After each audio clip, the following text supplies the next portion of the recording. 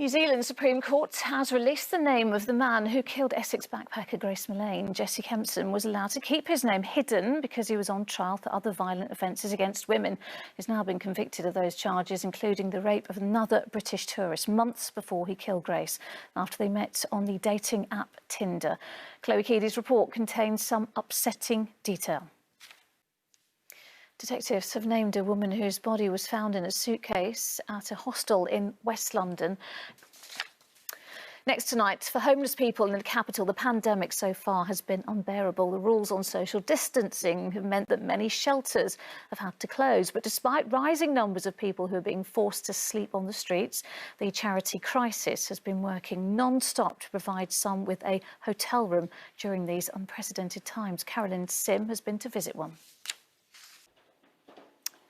Well, if there was any reflection on the hardship gripping the capital right now, it is the rise in demand for food banks. Charities say that after a 61% rise in the number of people using them, and just days before Christmas, they are feeling further pressure as more people turn to them for help. But with the prospect of being in lockdown for the next few months and panic buying rife, a London start-up is stepping in to help, as Martin Stew reports. Still to come, we have the weather and...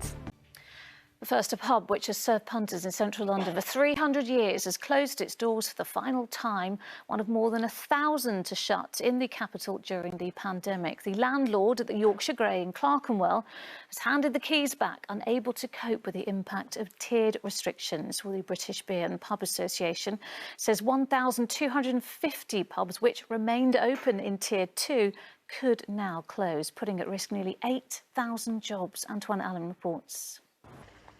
Well, plenty more on the effects of the pandemic on the ITV News at 6:30. Here's a look at what's happening with Mary.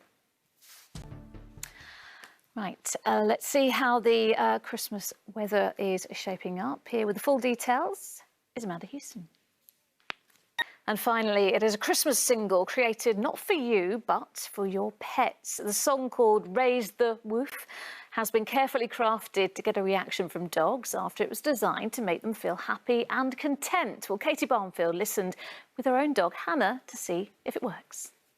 I shall have to test it out on my one, won't I? That is it for now. I'm back with the latest after ITV News at 10. Coming up, Mary with the ITV Evening News. But for me and the rest of the London team, bye-bye.